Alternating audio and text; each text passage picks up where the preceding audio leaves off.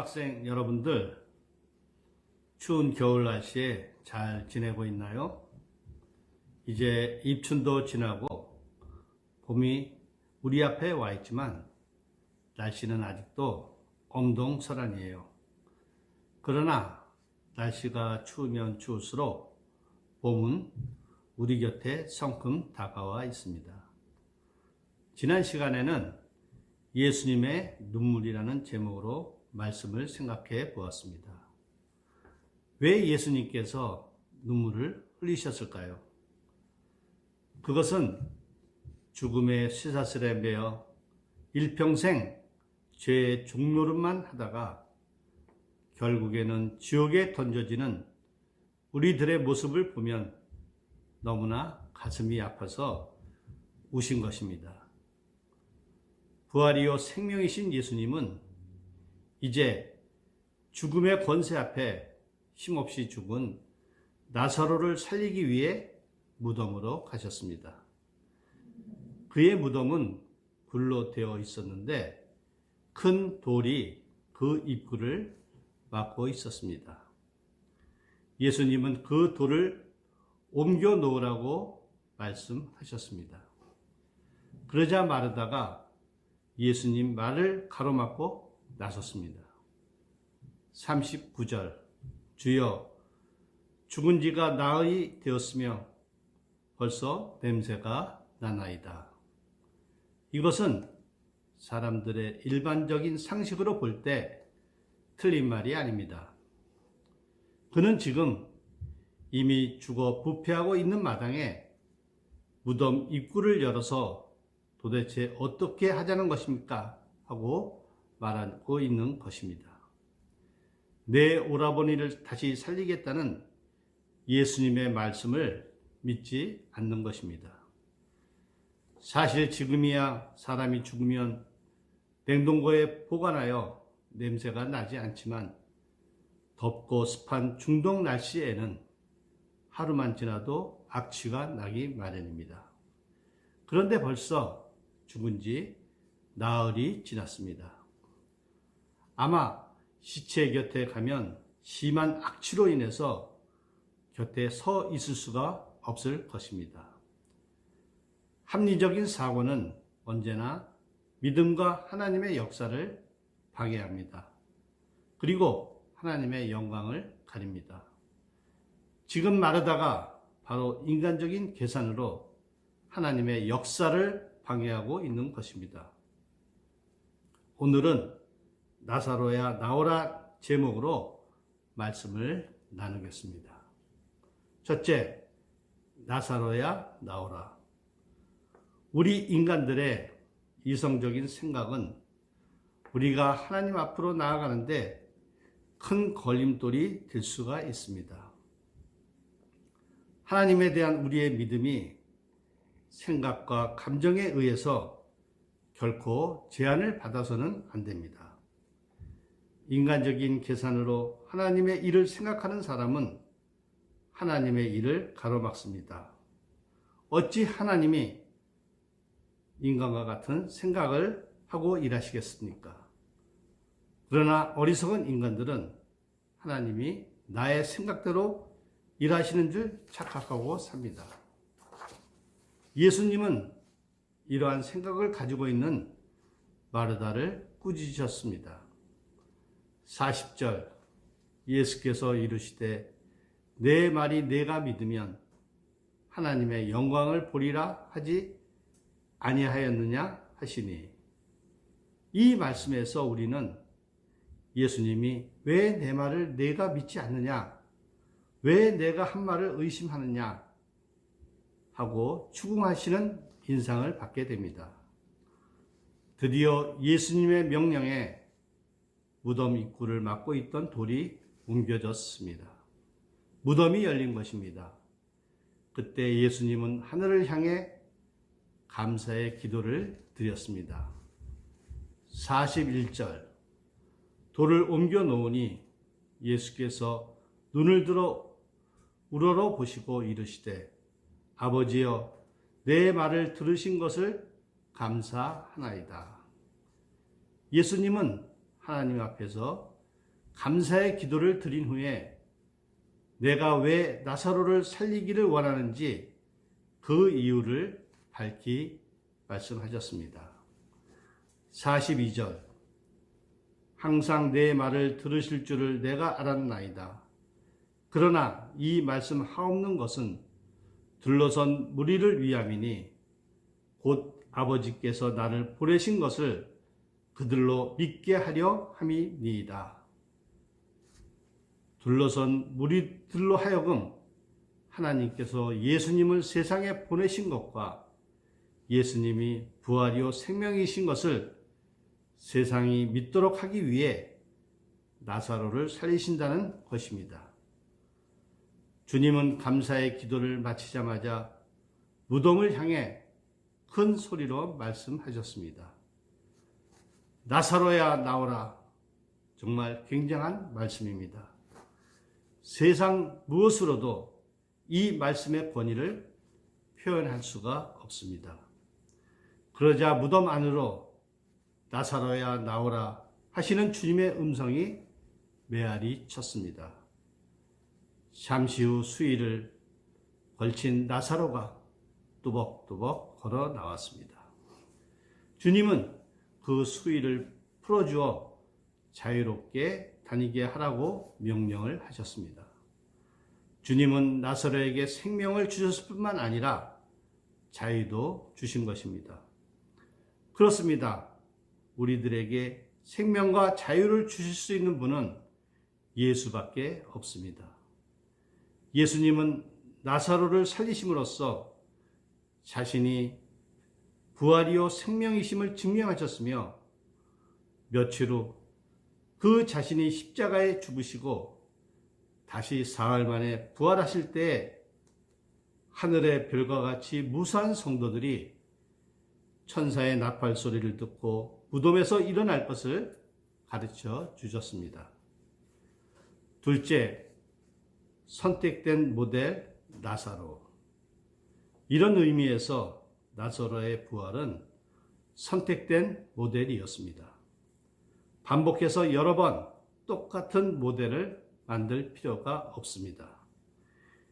예수님이 부활이요 생명이라는 것을 전하는 데에는 나사로의 부활 하나만으로도 충분합니다.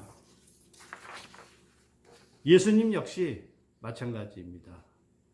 예수님이 부활이요 생명이신 것을 모든 인류에게 전하시기 위해서 이 세상에 있는 무덤마다 찾아다니시며 죽은 자를 다 살리실 필요가 없습니다. 나사로 한 사람만 살려도 예수님이 부활이요 생명이시라는 움직일 수 없는 증거가 되기 때문입니다. 우리 모두는 나사로를 다시 살리신 그 예수님을 통해 영원히 죽음을 보지 않는 거룩한 하나님의 백성이 되는 줄을 믿습니다.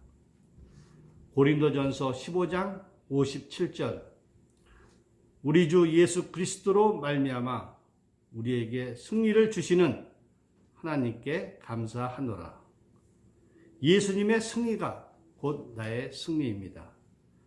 예수님의 부활이 곧 나의 부활입니다. 예수님의 생명이 곧 나의 생명입니다. 그러므로 우리 예수 믿는 사람은 이제 죽음에 질질 끌려다니는 자가 아니라 오히려 그 죽음 때문에 하나님께 감사하는 사람입니다. 우리는 이런 믿음의 사람이 됨을 기뻐하고 감사해야 합니다. 그러나 본문에 보이는 마르다의 믿음은 조금 어두운 단면이 있음을 주목하여 볼 필요가 있습니다. 마르다는 돈독한 믿음의 사람입니다. 그는 베드로와 함께 성경에서 가장 완벽하게 신앙 고백을 한 사람 중에 하나입니다. 그런데 마르다는 나사로를 다시 살려주시겠다는 예수님의 말씀에 이렇게 반응을 합니다.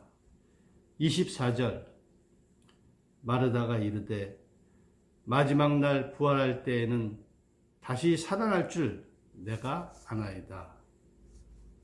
마르다는 마지막 날 부활할 것을 믿고 있었습니다. 그리고 이렇게 고백을 합니다. 주는 그리스도시요 세상에 오시는 하나님의 아들이실 줄을 내가 믿습니다. 라고 고백을 합니다. 이렇게 완벽한 신앙을 가졌음에도 불구하고 오빠의 죽음 앞에서 슬퍼하는 자신에게 예수님의 말씀이 별로 위로되지 않게 느낀다는 것입니다. 물론 상을 당해 일주일도 안 된 마당에 마음이 상하고 슬픔을 가누지 못하는 것은 조금도 이상한 일이 아닙니다. 아무리 믿음이 좋은 사람도 사랑하는 자를 죽음에 빼앗기면 그 슬픔을 한순간에 몰아내지 못합니다. 죽음의 공포 앞에서 불안을 느끼는 것은 정상입니다. 그레그라는 목사님은 자기 교회에서 자녀를 먼저 저 세상으로 보낸 부모들의 슬픔에 대하여 조사를 하였습니다. 자녀를 잃은 슬픔이 얼마나 대단한지 불면에 시달리고 잠을 자도 잔 것 같지 않고 다른 사람들과 대화를 해도 그 말을 하나도 기억하지 못하고 슬픔에 정신을 빼앗긴다고 합니다. 그리고 그 슬픔은 정말 믿음이 좋은 사람도 최소한 2년 이상 간다는 것입니다. 저는 하나님이 왜 우리 인간에게 이런 죽음의 슬픔을 주셨는지 잘 모르지만 그러나 분명한 것은 슬픔은 불에 데인 상처와 같다는 것입니다. 불에 한번 데이면 아무리 좋은 약을 발라도 한동안은 쓰리고 아프고 고통스럽지 않습니까?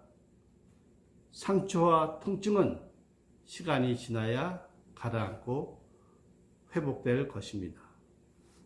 슬픔도 마찬가지입니다. 아무리 믿음이 좋아도 그 믿음이라는 약을 가지고 슬픔을 금방 씻어낼 수는 없습니다. 셋째, 멀리 있는 진리는 믿지만 가까운 데 있는 진리는 믿지 못한다. 이것이 무슨 뜻입니까? 마르다를 보면 멀리 있는 진리는 믿지만 가까이 있는 진리는 잘 믿지 않는다는 것입니다. 주여, 마지막 날에 살아날 줄을 믿습니다. 그때가 언제일지는 모르지만 마지막 날에 다시 살아날 것을 믿습니다. 라고 고백을 합니다. 그러나 예수님은 내 오라버니가 살리라 분명히 말씀하셨지만 그 가까이 있는 말씀은 믿지를 못했습니다. 왜 그렇습니까? 그 결과가 당장 드러나야 되는 문제이기에 믿기가 쉽지 않은 것입니다. 우리는 앞으로 먼 장래에 일어날 일에 대해서는 잘 믿지만 예를 들어서 죽어서 천국에 간다든지 어른이 되어 하나님의 축복을 많이 받아 돈도 잘 벌고 명예도 생기고 건강의 복을 받는다는 것은 아멘 하고 잘 믿지만 당장 우리 현실에 닥치는 일은 믿지 못하고 의심을 합니다. 왜 그렇습니까? 아직도 우리의 믿음이 마르다와 같이 지금 이 순간에도 역사하시는 하나님의 능력을 확신하는 힘이 없기 때문입니다. 우리는 믿음의 힘을 키워야 합니다. 방법은 간단하고 명료합니다. 하나님의 말씀을 주야로 읽고 묵상하며 말씀대로 살면서 무시로 기도와 간구로 우리 구할 것을 감사함으로 아뢰면 됩니다. 이렇게 하면 내 오라버니가 살리라 하는 예수님의 말씀에 아멘, 할렐루야 응답하는 저와 여러분이 될 것입니다. 기도드리겠습니다. 사랑의 주님, 주님의 은혜를 감사합니다. 믿음이 연약한 저희들은 멀리 있는 진리는 잘 믿지만 가까이 있는 진리는 믿지 못하는 연약한 믿음을 가지고 있습니다. 주님, 우리 믿음의 성령의 능력을 더하여 주시옵소서. 예수님의 이름으로 감사하며 기도드렸사옵나이다. 아멘. 아멘. 할렐루야. 이제 봄이 다가오고 있습니다. 우리 다음 시간에 뵙겠습니다.